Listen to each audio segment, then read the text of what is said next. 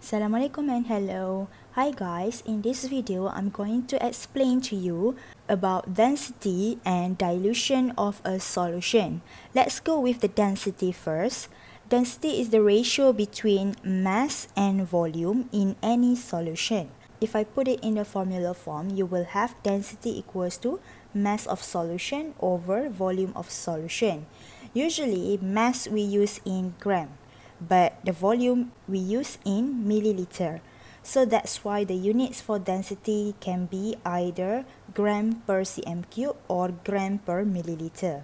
Please make sure you understand that if the solute or solvent is a liquid, the density itself can be used in molarity or percentage by mass calculation so that you can convert and find out the value between mass, volume and moles. So I put several information here so that you can understand the density of solution is the ratio between mass of solution over volume of solution. Same goes for the solvent.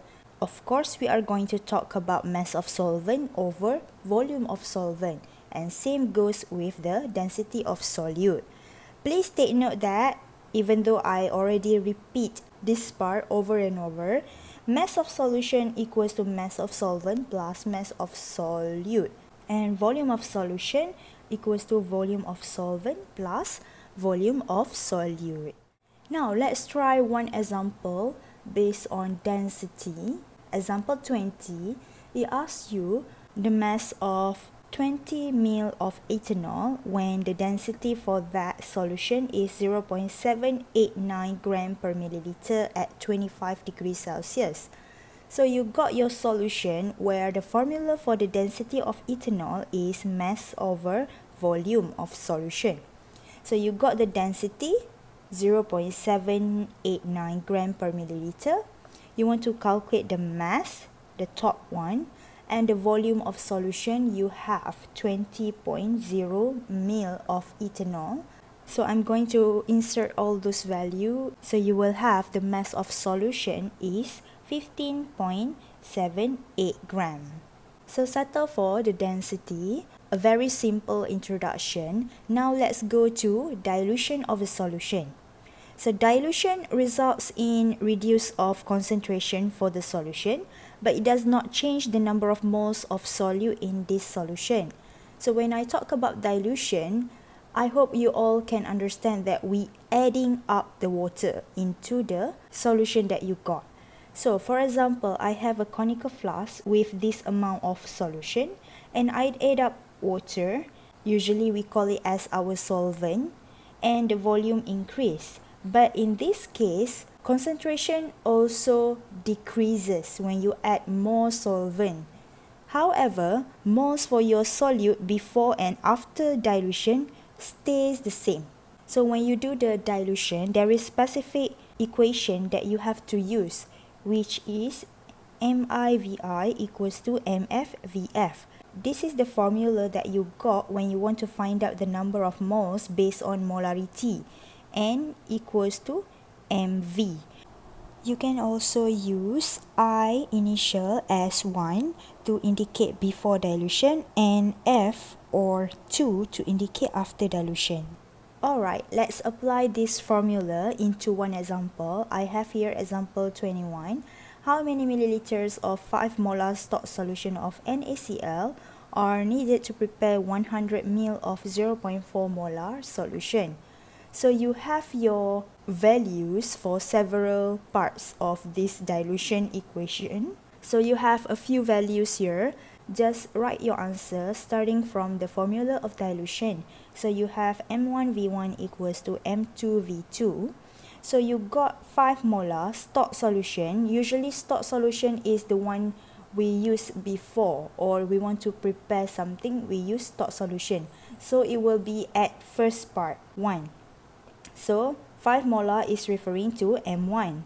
Next, you got to prepare 100 ml. So 100 ml is what had been prepared with its molarity 0.4 molar. So I'm going to put at M2 and V2. So you got the value and you want to find out the volume of stock solution, which will be V1 equals to 8 milliliter. So this is how you apply dilution of a solution. And please make sure that you put your value which is given from the question at the correct part, either 1 or 2. So that's why you have to read the question carefully. Even though we are referring to the same components, but they want to see whether you really understand based on the questions given. Let's try example 22. I'm going to determine the volume of 15.8 molar HNO3, which is required to make 250 ml of 6 molar solution. So take out the information given. So the given value that you have is M1 equals to 15.8 molar. This is before. And you want to determine the V1. You got M2 is 6 molar and you got V2 is 250 ml. So in this case, if the volume that you want to find out is in milliliter, so your final V1 will be in milliliter. If you convert this one into liter, so you will get V1 in liter.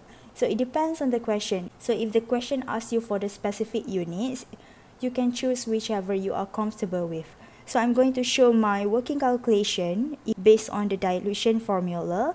You put all those values. You want to find out the V1. So you will have 95 ml of 15.8 molar HNO3 because it's from the first part before the dilution.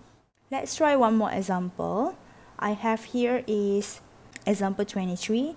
How I want to prepare 500 ml of 2.75 ml solution of hydrochloric acid when you have 8.90 molar solution of this acid. So please be careful. You want to take out the information given from the question first. So you have 8.90 molar solution. This is M1. And you got V1, the one that you want to find out. And you got MF, the final molarity, and VF, the final volume. So you take out all these values and you can see that you have the formula for dilution and put all those values inside. And after that, your X value is 154.5 milliliter. So in order for you to understand what does it mean by this question, I illustrate based on this picture where you have this solution and then you add up the solvent until 500 ml. So you take 154.5 ml of 8.9 molar HCl, add up distilled water until the total volume of the solution reach 500 ml. So this is what I'm trying to explain based on this illustration. I leave it try this 8 as a practice for you. All together with try this 9, try this 10, and try this 11. All of these try this exercise are for you to understand about concentration measurements. You can see that they are related to one another. So I'm going to summarize a bit from this subtopic 1.2. You got the advanced mole triangles here. If you can memorize the formula itself, it's fine. But if you are a bit imaginative person, you can use these advanced mole triangles in order to determine the number of moles based on volume, molarity, and mass. This is how you relate the number of moles based on number of particles can either be in atoms, molecules, or ions with Avogadro's constant. And you can also relate with molarity equals to mole of solute over volume of solution in liter. Next one, you have molality, the formula for that, and mole fraction. And the next one, you have percentage by mass, percentage by volume, the dilution itself, and density. So we settle for subtopic 1.2. I'm going to continue for the next subtopic in the next video. That's it for now. Thanks for watching. Bye.